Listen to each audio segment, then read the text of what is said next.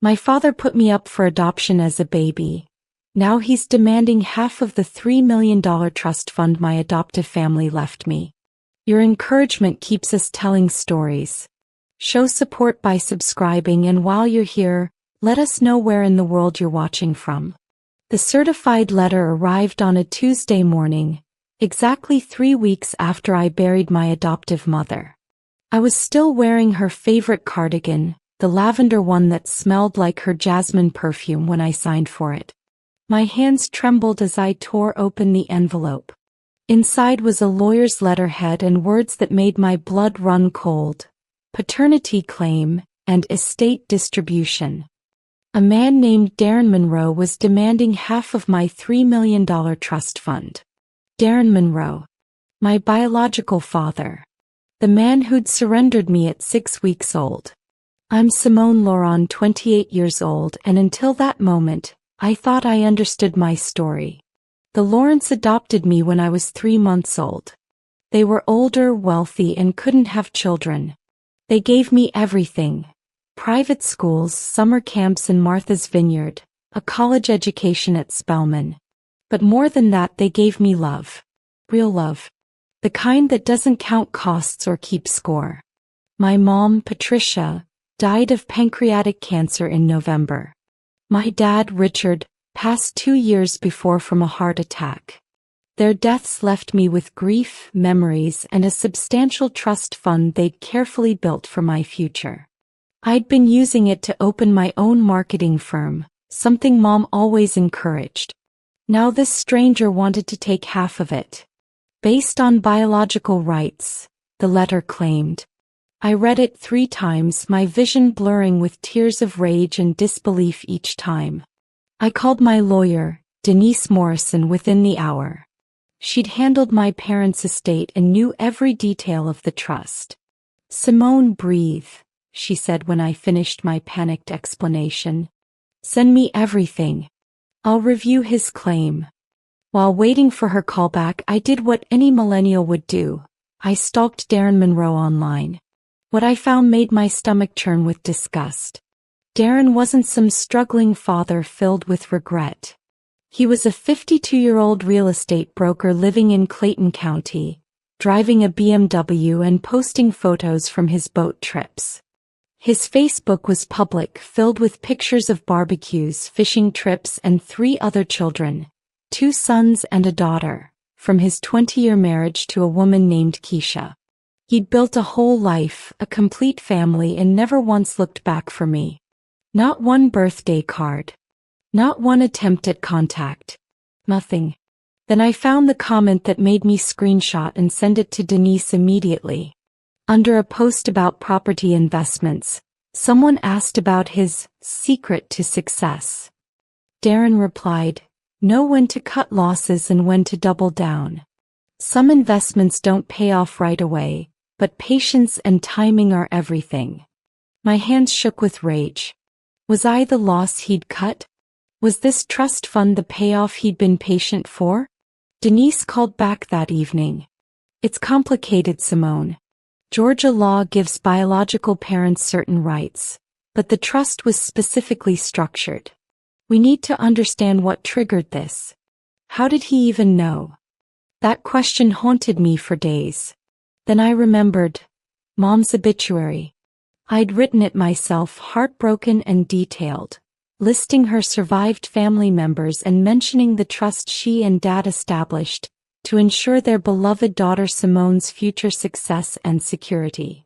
The obituary ran in the Atlanta Journal-Constitution, online and in print. Darren must have seen it. He'd been watching, waiting like a vulture circling. I contacted the adoption agency that facilitated my placement, Creative Beginnings Adoptions. The director, Mrs. Chen, was sympathetic but limited in what she could share. "Your file shows a voluntary surrender by Darren Monroe and Janelle Monroe, your biological mother. Both signed termination of parental rights documents. That should be binding."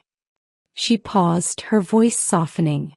"Simone, I shouldn't say this, but I remember your case. Your biological father didn't visit you once during the 3 months you were in foster care.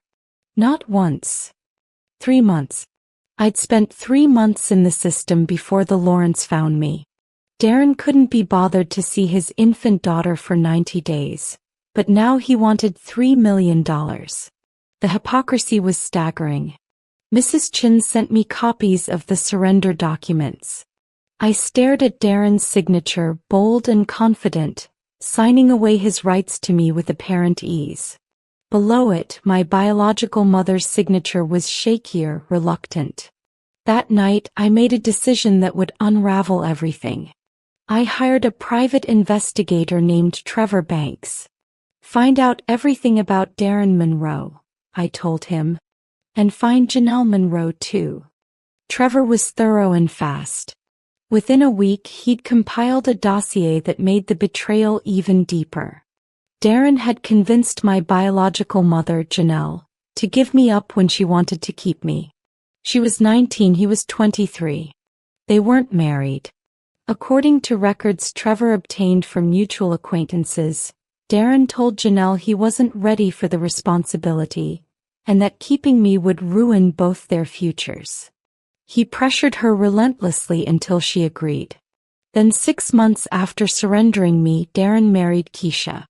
She was already 4 months pregnant with their first son, Brandon. Trevor's report included the marriage certificate and birth certificate. The timeline was damning. Darren had gotten Keisha pregnant while Janelle was still pregnant with me. He'd abandoned one child to start a family with another woman. The casual cruelty of it made me physically ill. I threw up in my kitchen sink, Mom's cardigan still wrapped around my shoulders. But Trevor's findings got worse. Janelle had struggled after giving me up. She'd attempted to contact Darren multiple times in that first year, asking if they could get me back. He'd refused, eventually blocking her number. She'd spiraled into depression, dropped out of community college and moved away from Atlanta. Trevor found her in Savannah, working as a nurse's aide at a nursing home. She'd never married, never had other children. She'd spent 28 years living with the grief of losing me. There's more, Trevor said when he called with the update. Darren is in financial trouble. Bad investments, 2 mortgages underwater, and his oldest son's private college tuition is bleeding him dry. This isn't about reconnecting, Simone. This is purely about money. Against Denise's advice, I called Darren. I needed to hear his voice, to understand what kind of man demands money from the child he abandoned. He answered on the second ring, his voice smooth and practiced. Simone, I've been hoping you'd reach out. This legal approach, I didn't want it to be this way. But we should talk, daughter. Family should talk. Daughter. The word tasted like poison in my ears. You're not my family, Darren. You signed papers saying exactly that 28 years ago. My voice was steady though my heart raced. I'd practiced this conversation 100 times in my head. What do you want? What I want. He laughed, a sound without humor. I want what's fair, Simone. I'm your biological father. That trust fund, half of it came from my DNA, my contribution to your existence. Your adoptive parents are gone, rest their souls, but that doesn't erase my rights. The audacity was breathtaking. His DNA, as if genetics alone entitled him to wealth he'd never worked for, given to a daughter he'd never raised. You terminated your parental rights, I reminded him, my voice rising despite my efforts to stay calm. You walked away when I was 6 weeks old. You never checked on me, never sent birthday cards, never wondered if I was alive or dead. And now that my real parents, the ones who actually raised me, left me their money, you suddenly remember you have a daughter. Darren's tone shifted, hardening. Listen, I was young and made a difficult choice. I'm trying to make amends now. We can do this the easy way or the hard way. Your choice. The hard way came faster than I expected. 2 days after our phone call, Darren filed an official lawsuit. Not just for half the trust fund, but for emotional damages, totaling an additional $500,000. The claim argued that the Lawrence had alienated him from his biological daughter, preventing a relationship. It was absurd revisionist history that made my blood boil. My hands shook as I read the filing in Denise's office. "This is aggressive," Denise said, her jaw tight. "He's gambling that you'll settle to avoid a public trial. These cases can get ugly, Simone. He'll drag your parents' names through the mud, question their motives for adopting you, imply they bought you. Are you prepared for that?" I thought of my mother, how she'd sat with me through every breakup, every failure, every triumph. How my father taught me to drive, to negotiate my first salary, to stand up for myself. Their love wasn't transactional, it was foundational. I wouldn't let Darren sully their memory with his greed. "I'm not settling," I said firmly. "I want to fight this. What do we need?" Denise outlined the strategy. Prove Darren voluntarily terminated his rights without coercion, demonstrate his complete absence from my life, and establish that the trust fund was specifically the Lawrence marital property, created through their earnings and investments. We'd need witnesses, documents, and potentially testimony from the adoption agency. That night, I received a Facebook message from Brandon Monroe, Darren's eldest son. "My dad says you're being selfish. That money should help the whole family, not just you. You were raised rich, we need it more." The entitlement was staggering. This stranger, this half-brother I'd never met, felt entitled to my parents' money. I blocked him immediately, but the message festered. Darren had sicked his children on me, painting me as the villain in his narrative. I needed the truth, and only one person could give it to me. Trevor provided Janelle's address in Savannah, a small apartment near the hospital where she worked. I drove down on a Saturday morning, my anxiety building with every mile. What do you say to the woman who gave birth to you but couldn't keep you? The woman whose grief shaped 28 years of her life? She answered the door wearing scrubs, her face showing surprise and something else. Recognition. She had my eyes, my nose, my chin. The resemblance was undeniable and unsettling. "Simone," she whispered, her hand flying to her mouth. "Oh my God, Simone." She started crying immediately, reaching for me before pulling back, uncertain if touch was welcome. I found myself hugging her, this stranger who was also my mother, and we both sobbed on her doorstep.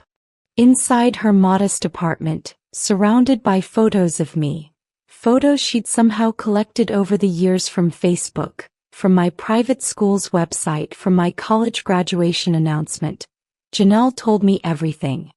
"Darren said we were too young, that I'd ruin my life if I kept you. He was so convincing, so sure. I was 19 and scared, and I believed him." Her voice cracked with decades of regret. "But when I signed those papers, something in me died. I've thought about you every single day since." "Did you know he was with Keisha?" I asked, needing confirmation. Janelle nodded miserably. "Not at first. I found out about Brandon when he was born. Darren had already moved on, started his real family. I tried to get you back, but the adoption was finalized. The Lawrence, they seemed like good people, Simone. Did they treat you well?" Through tears, I told Janelle everything about my childhood, my parents, my life. She listened with a mixture of grief and relief, crying at stories of my first day of school, my college graduation, my mother's death. "I'm so sorry I wasn't there," she kept saying. "I'm so sorry." But when I mentioned Darren's lawsuit, her sorrow transformed into rage I didn't expect. "He's suing you? For money?" Janelle stood abruptly, pacing her small living room. "That son of a bitch. That's exactly who he is. He only cares about money. Always has." She grabbed her phone with trembling hands. "I'm testifying. I don't care what it takes. I'm telling a judge exactly what happened, how he manipulated me into giving you up so he could play house with Keisha. He doesn't deserve a cent." Her fury was protective, maternal in a way I hadn't expected. This woman who'd lived with grief for 3 decades was ready to fight for me now. "Janelle," I said carefully, "why didn't you ever try to contact me after I turned 18? You could have reached out." Her face crumpled. "I was ashamed. I thought you'd hate me for giving you up. I thought you'd blame me. So I watched from a distance, proud of everything you became, but too scared to interfere with your life." We talked for hours that day, filling in 28 years of blanks. She told me about her parents, both deceased now, who'd been devastated when she gave me up. About her struggle with depression, her years in therapy, her eventual decision to become a nurse's aide to help others since she couldn't help herself. "You deserved better than what I could give you at 19, she said. "The Lawrence gave you that. I'm grateful to them even though it broke my heart." Darren's deposition was scheduled for a Thursday morning in downtown Atlanta. Denise had prepared me for the theatrics, but nothing quite captured the audacity of watching Darren Monroe swagger into the conference room wearing an expensive suit, smiling like he'd already won. He nodded at me as if we were old friends. "Simone, good to see you." I didn't respond, keeping my expression neutral as Denise had coached. Under oath, Darren spun a narrative so divorced from reality it would have been funny if it weren't so offensive. He claimed he'd wanted to maintain contact with me, but the Lawrence had shut him out. He said he'd tried to send gifts that were returned. He portrayed himself as a grieving father denied access to his biological child, rather than the man who'd signed termination papers and moved on without looking back. "Mr. Monroe," Denise said coolly, "you claim you attempted contact. Do you have any evidence? Letters, receipts for gifts, phone records?" Darren shifted in his seat. "It was a long time ago. I didn't keep records. But I tried. My wife Keisha can confirm it." Except Keisha couldn't confirm it because it never happened. Denise produced the adoption agency records showing 0 contact attempts, 0 inquiries about my well-being. "And Mr. Monroe, when exactly did you become aware of the trust fund's existence?" Denise asked. Darren hesitated, realizing the trap.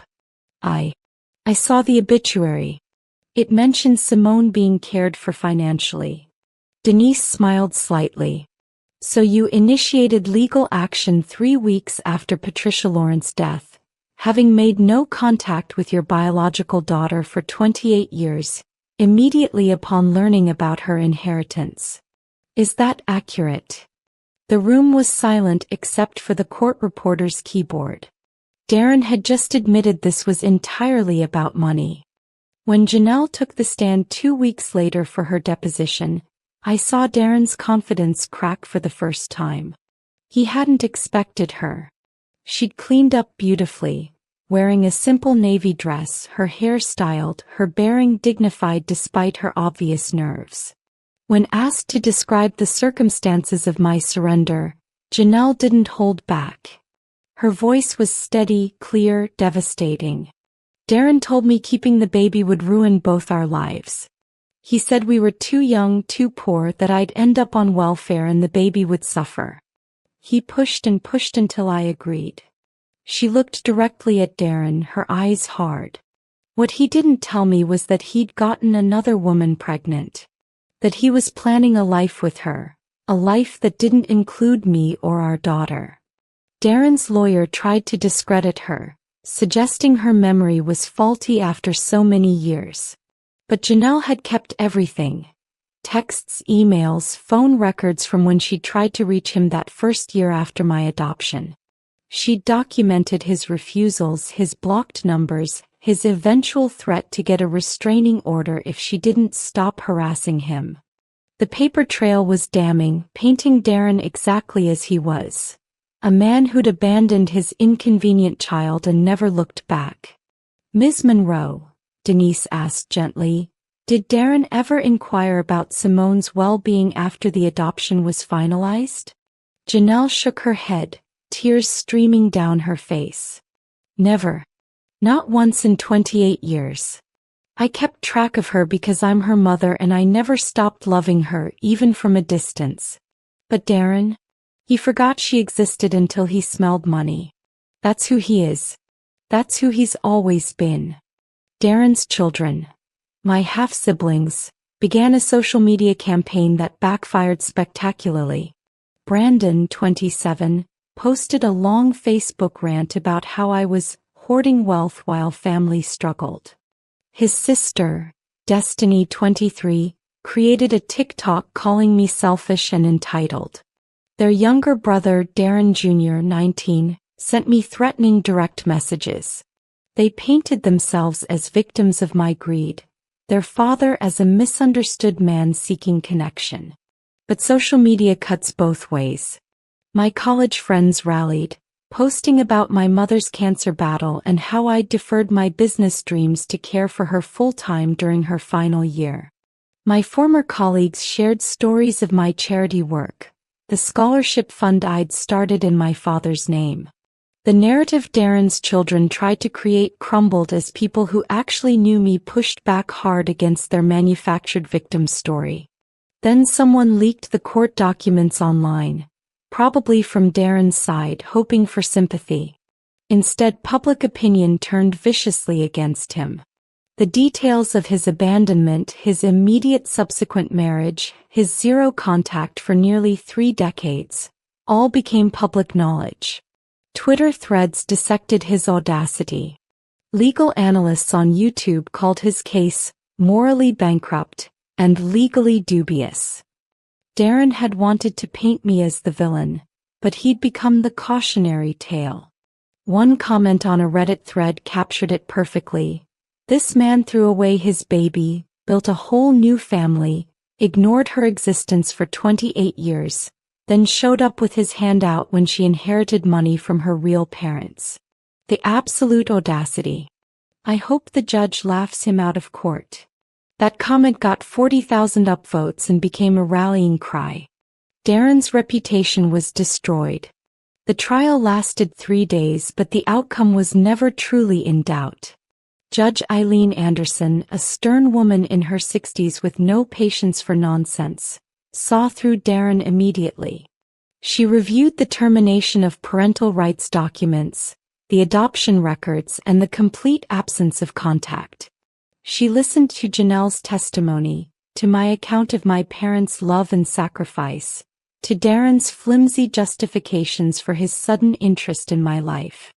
Mr. Monroe, Judge Anderson said, her voice cutting through his lawyer's arguments, you voluntarily and permanently terminated your parental rights to this child.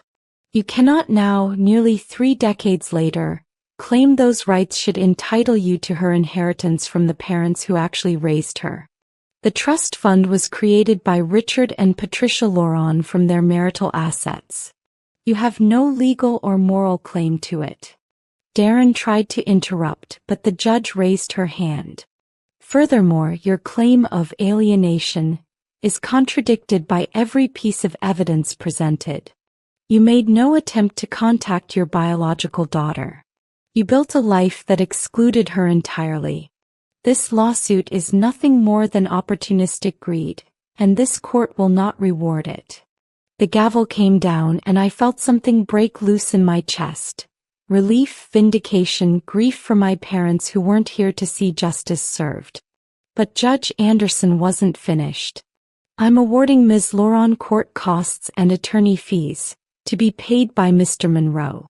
Additionally, I'm issuing a permanent restraining order preventing any member of the Monroe family from contacting Ms. Loron without her explicit written consent. This matter is closed. Darren's face went red, then pale. He'd gambled everything on intimidating me into settling, and he'd lost spectacularly. As court adjourned, he tried to approach me, but Denise stepped between us. Don't even think about it, she said coldly. 6 months after the trial, my life has found a new equilibrium. My marketing firm is thriving. I named it Loron and Associates, honoring the parents who gave me everything.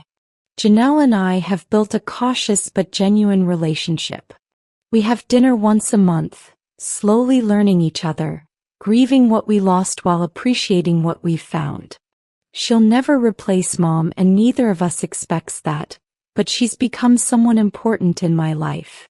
Darren sent one final message through his lawyer, requesting reconciliation, now that the money was definitively off the table. I declined through Denise, maintaining the restraining order. Some bridges once burned should stay ashes. His children have stopped their social media campaigns, presumably realizing they'd made themselves look terrible. I've blocked them all, protecting the peace I've worked so hard to build. The trust fund remains intact, a testament to my parents' love and planning. I've used part of it to establish the Patricia Lauron Memorial Scholarship for adopted children pursuing higher education. Mom would have loved that, her legacy helping kids who, like me, found families through love rather than biology. I've also donated to foster care organizations and adoption support groups. The money Darren tried to steal is now changing lives, just as my parents always intended. Sometimes, late at night, I still wear Mom's lavender cardigan and think about the journey from that certified letter to where I am now. I've learned that family isn't about DNA or biological connections. It's about the people who show up, who stay, who love you unconditionally. The Lawrence were my real parents. Darren Monroe was just a sperm donor who tried to cash in on a daughter he never wanted. I'm at peace with that truth now, finally and fully. My name is Simone Lauron, and I know exactly who I am and who my family was. That's something no lawsuit could ever take from me.